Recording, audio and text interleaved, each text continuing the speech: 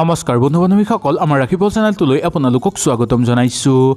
আজি মই আপোনালোকৰ কাৰণে লৈ আহিছোঁ ধনু ৰাশিৰ জাতক জাতিকাসকলৰ 2025 চনৰ 5টা ভাল খবৰৰ কথা। এই 2025 চনত ধনু ৰাশিৰ জাতক জাতিকাসকলে বহু বেছি ভাল খবৰ লাভ কৰিবলৈ সক্ষম হ'ব। আপোনালোকৰ জীৱনত সকলোতকৈ বেছি 5টা ভাল খবৰ লাভ কৰিব পাৰিব এই 2025 চনত।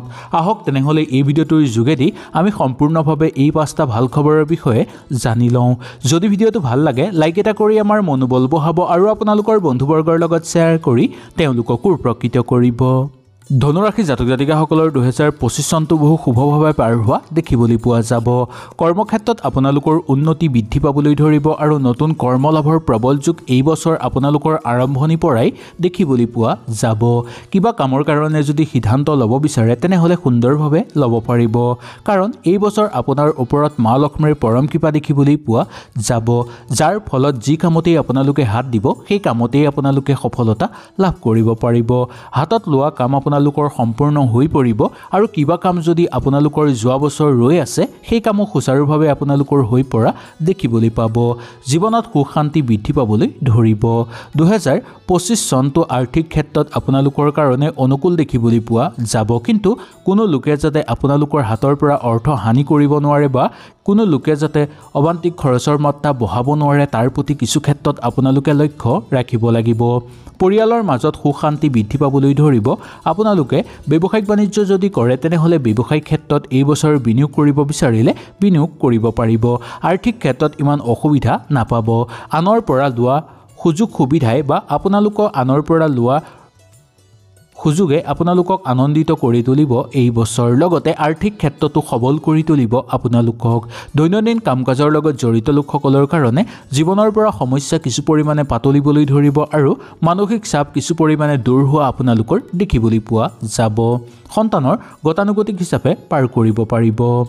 কৰ্মক্ষেত্ৰত আপোনালোকৰ বিশেষ অসুবিধা নাপাব। চাকৰিয়ালসকলৰ কাৰণে পদোন্নতিৰ যুগ দেখিবলৈ পোৱা যায় আৰু চাকৰিয়ালসকলে ঘৰুৱা পৰিৱেশত কিছু ক্ষেত্ৰত সময় দিবলৈ সক্ষম হোৱা দেখিবলৈ পোৱা যাব। নতুন কামৰ সুযোগ আছে আপোনালোকৰ। নিবনুৱাসকলৰ কাৰণে বিশেষকৈ ধনুৰাশি জাতক জাতিকাসকলৰ নিবনুৱাসকলৰ কাৰণে 2025 চনটো অনুকূল দেখিবলৈ পোৱা যায়। 25 চনত আপোনালোকৰ কিবা এটা পোৱাৰ প্ৰবল যুগ দেখিবলৈ পোৱা যাব বা ভাল সুযোগ আপোনালোকে লাভ কৰিবলৈ সক্ষম হ'ব। কপাল ফুলিবলৈ ধৰিব আপোনালোকৰ। নতুন কিবা আপোনালোকে কৰিব বিচাৰিলে কৰিব পাৰিব। ঘৰুৱা পৰিৱেশত আপোনালোকৰ কণ্ডল দূৰ হৈ পৰিবলৈ ধৰিব। আপোনালোকৰ যদি কিবা কাম কৰিবলৈ এলাহ লাগি থাকে তেনেহ'লে এই নতুন বছৰৰ পৰা এই এলাহ ভাৱটো আপোনালোকে ত্যাগ কৰিব লাগিব। যদি এই এলাহ ভাৱটো আপোনালোকে ত্যাগ নকৰে তেনেহ'লে আপোনালোকৰ হাতৰ পৰা বহু বেছি ভাল সুযোগ হেৰাই যোৱাৰ সম্ভাৱনা দেখিবলৈ পোৱা যাব পাৰে। সেই ক্ষেত্ৰত বিশেষকৈ লক্ষ্য ৰাখি এলাহ এৰি আপোনালোকে নিজৰ কৰ্মত মনোনিৱেশ কৰিবলৈ চেষ্টা কৰিব। স্বাস্থ্য আগতকৈ আপোনালোকৰ অধিক উন্নত দেখিবলৈ পোৱা যায়। পৰিয়ালৰ মাজত আপোনালোকৰ সন্মান বৃদ্ধি পাবলৈ ধৰা দেখিবলৈ পোৱা যাব। পৰিয়াল সুন্দৰভাৱে আগুৱাই লৈ যাব পাৰিব। ভাই ভনীৰ মাজত সৰু সুৰা কথাতে তৰ্ক বিতৰ্ক থাকিলেও ইমান চিন্তাৰ কাৰণ নাই বুলি ক'ব পৰা যায়।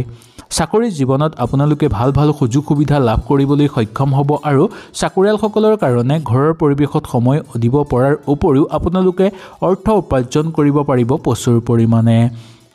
ঘৰত হঠাৎ অৰ্থ লাভৰ প্ৰবল যুগ আপোনালোকৰ দেখিবলৈ পোৱা যায়। কিবা কাম যদি আপোনালোকৰ ৰৈ আছে সেই কাম কৰাৰ ক্ষেত্ৰত কোনো লোকে বা কোনো আত্মীয় লোকে আপোনালোকক এই বছৰ সহায় সহযোগিতা কৰা দেখিবলৈ পোৱা যাব। সীমাহীন কিছুমান ক্ষেত্ৰত আপোনালোকে আগভাগ ল'ব বিচাৰিলে ল'ব পাৰিব। কৰ্মক্ষেত্ৰত আপোনালোকে আগভাগ লোৱাৰ আগতেই ভালদৰে এবাৰ চাই বুজি ল'ব কৰ্মটো কৰিব পাৰিব নে নাই। তাৰপিছত সেই কাম আপোনালোকে কৰিলে তাৰ পৰা আপোনালোকে ভাল ফল লাভ কৰিব পাৰিব। এই বছৰটো প্ৰেমৰ কাৰণে আপোনালোকৰ অত্যন্ত শুভ দেখিবলৈ পোৱা যায়। আপোনালোকে যদি প্ৰেমৰ অপেক্ষাত আছে তেনেহ'লে এই বছৰ আপোনালোকে প্ৰেমৰ প্ৰস্তাৱ প্ৰেৰণ কৰিব পাৰে নাইবা প্ৰেমৰ প্ৰস্তাৱ লাভৰ প্ৰবল যুগ দেখিবলৈ পাব। দাম্পত্যৰ ক্ষেত্ৰতো সুখ শান্তি বৃদ্ধি পাবলৈ ধৰিব। দাম্পত্যৰ ক্ষেত্ৰত সৰু সুৰা খুটখাট থকাটো স্বাভাৱিক, কিন্তু দাম্পত্যৰ ক্ষেত্ৰত সুখ শান্তি প্ৰায় বৃদ্ধি পাবলৈ ধৰা দেখিবলৈ পোৱা যাব। দাম্পত্য জীৱনৰ যদি কিবা আপোনালোকে পৰিকল্পনা কৰি থৈছে তেনেহ'লে আপোনালোকৰ কাৰণে অনুকূল দেখিবলৈ পোৱা যায় এই বছৰ। ব্যৱসায়িক বাণিজ্যৰ ক্ষেত্ৰত বিনিয়োগ কৰাৰ ক্ষেত্ৰতো আপোনালোকৰ শুভ দেখিবলৈ পোৱা যাব। এই বছৰ কিছুমান গুৰুত্বপূৰ্ণ কামত আপোনালোকে যোগদান কৰিব পাৰিব আৰু সামাজিক ক্ষেত্ৰতো আপোনালোকৰ কিছুমান গুৰুত্বপূৰ্ণ পদত যোগদান কৰাৰ সম্ভাৱনা দেখিবলৈ পোৱা যাব। বন্ধুবৰ্গৰ পৰা পূৰ্ণ সহযোগিতা লাভ কৰিব পাৰিব, যাৰ ফলত কৰ্ম কৰোঁতে আপোনালোকৰ আৰ্থিক ক্ষেত্ৰত উন্নতি বৃদ্ধি পোৱা দেখিবলৈ পোৱা যাব পাৰে। কোনো লোকে যাতে আপোনালোকক ক্ষতি কৰিব নোৱাৰে তাৰ প্ৰতি অকণমান লক্ষ্য ৰাখিব লাগিব, কাৰণ আপোনালোকৰ উন্নতি দেখি কোনো লোকে আপোনালোকক হিংসা কৰি ক্ষতি কৰিবলৈ চেষ্টা কৰিব পাৰে। সেইকাৰণে কোনো লোকে যাতে আপোনালোকক ক্ষতি কৰিব নোৱাৰে তাৰ প্ৰতি আপোনালোকে বিশেষকৈ লক্ষ্য ৰাখিব লাগিব। মানসিক চাপ কিছু পৰিমাণে বৃদ্ধি পাব পাৰে আৰ্থিক ক্ষেত্ৰত আপোনালোকৰ।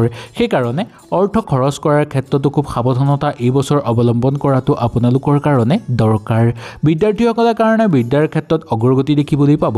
শিক্ষাগুৰুসকলৰ কাৰণেও অনুকূল প্ৰভাৱ আপোনালোকৰ দেখিবলৈ পোৱা যায়।